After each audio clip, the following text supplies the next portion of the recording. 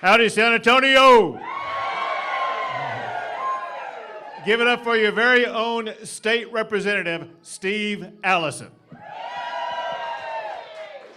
Well, it's great to be back into the town where, back in 1981, on the Riverwalk in San Antonio, on Valentine's Day, I asked my wife from San Antonio to marry me.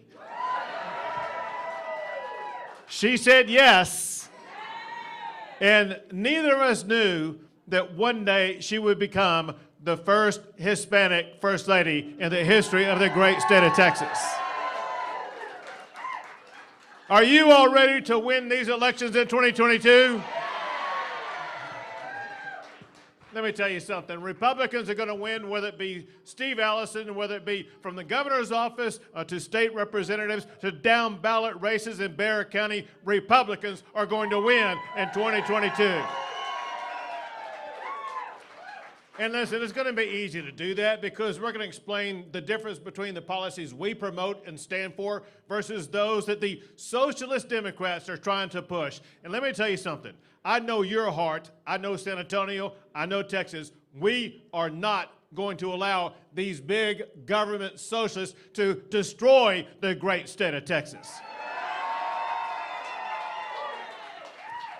As Steve Allison was talking about, listen, Texas is #1 economically in so many different categories. We've been ranked the #1 state as the best state to do business every year that I've been governor. We've been ranked #1 for the most new economic development projects of any state in America every year that I've been governor. We rank #1 in the United States as the best state for small businesses.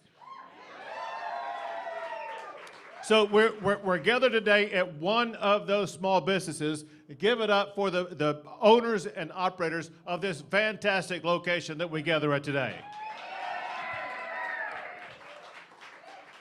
Texas has ranked #1 in America as the #1 state for exports every year that I've been governor. When you add all this together, it achieves exactly what Steve Allison said, and that is Texas now has the 9th largest economy in the entire world. But more important than that, there is another result by all of these rankings, and that is as we gather in San Antonio today, more Texans are earning a paycheck and have a job than ever before in the history of our great state. But listen, I am running for re-election to not only keep Texas #1 for the economy and jobs, but also running for re-election to prevent the leftist radical agenda to destroy our great energy jobs in the Lone Star State. Energy jobs, by the way, that made America energy independent. Energy jobs that there's a proliferation of them in the greater Bexar County area. Energy jobs that pay a great wage, and energy jobs that I am running for re-election to make sure we protect those energy jobs. But we all know these radical leftists, they have an agenda that's even trying to penetrate into our education system and indoctrinate our children. You know, our schools are supposed to be educating our children, not indoctrinating them. And we are saying this radical leftist ideology trying to indoctrinate our kids through the use of critical race theory. Listen, critical race theory, if you don't know what it is so bad it just turned the lights off in this room. But someone, so you're leaning up against it right there. So listen, critical race theory, what it does is contrary to the United States of America. They try to rewrite our past. One thing everybody in this room knows, and that is America is the greatest country in the history of the entire world.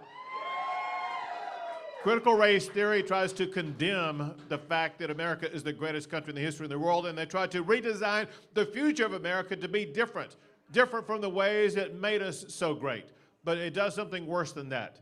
It's contrary to what our country stands for by dividing people on the lines of race and then pitting those people against each other, attacking each other on the basis of race. That's contrary to our Constitution, but also contrary to what Martin Luther King Jr. himself taught us, and that is we're to be judged not by the color of our skin, but by the content of our character. That's what we stand for.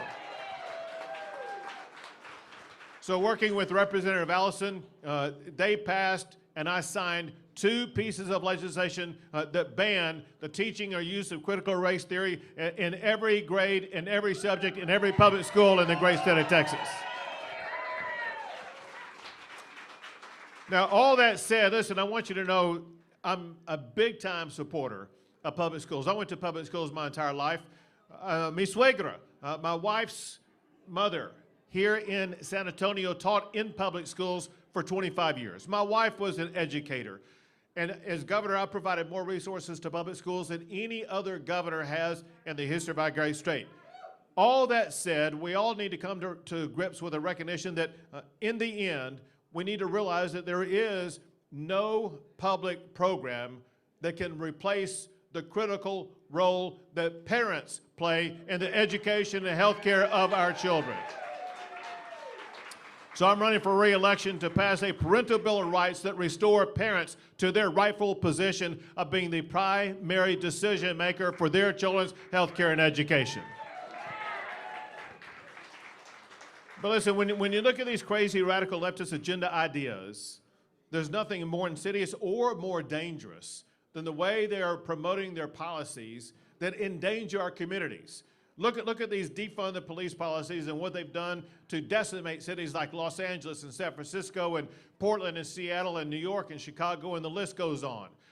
Well, hey, there you go. I don't know who said it, but believe there you go. Listen, in Texas, there's always one city. And that one city is Austin, Texas. Even here in Texas, a city defunded the police. Well, by God, in Texas, we support our law enforcement officers, period.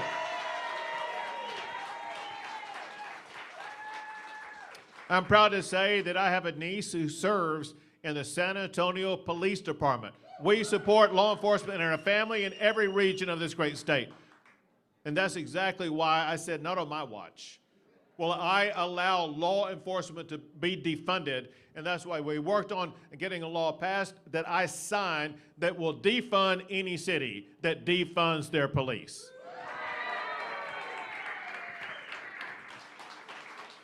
So as Steve Allison knows, after the governor signs a law, it takes a couple of months for it to go into effect. And so I had so much fun watching the city of Austin, after I signed the law, scramble to put together all the funding that was needed to fully fund their police again.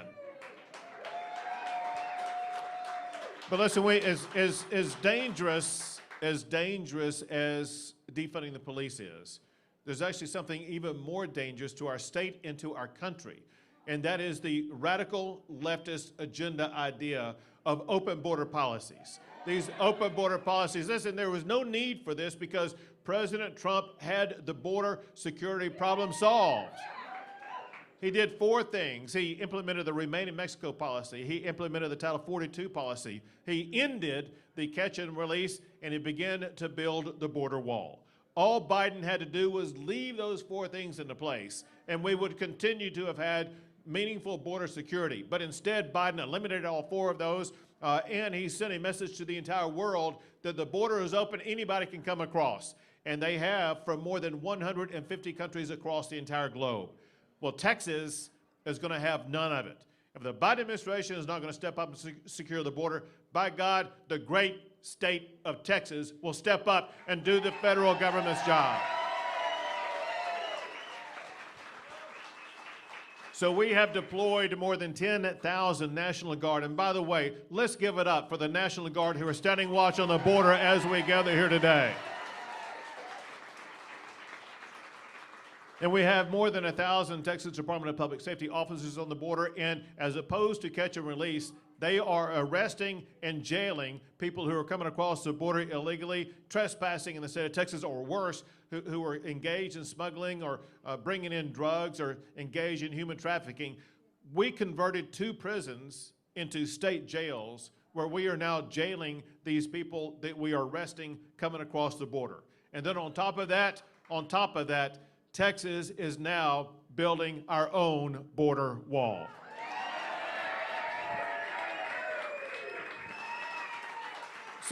There you go. So listen, and the good news is this, and that is we're able to build it faster and at a lower cost than the Trump administration was, and let me tell you why. Listen, we began this process last June when I signed the documents to begin the process of building the border wall, and the wall began to go up just 6 months later in December. And we keep adding panels week by week to expand the border wall. One reason why we can do it cheaper is because President Trump needed to use eminent domain to acquire this property. Texas doesn't have to do that because all these property owners along the border, they're so angry about the Biden administration and the chaos that's occurred because of people coming across the border illegally. They are offering up their land to us and giving us the right to build wall on their property.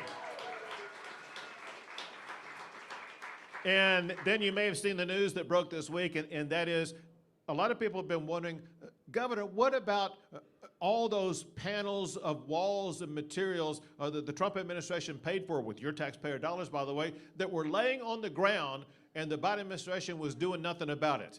Well, all along we've been working on acquiring that, and we acquired more than 1,700 of those panels that we are now using to build the Texas border wall. And some people wonder, well, how long are you going to be building the border wall? Let me tell you, we're going to continue to build the border wall. We will continue to secure the border until we once again elect a president who's committed to securing the border and enforcing the laws passed by the United States Congress and building that border wall himself. So Texas will continue that effort. Listen, as much as your public safety is on the ballot, your freedom is also on the ballot. So understand this, you got candidates like Beto or Wark who tries to all right.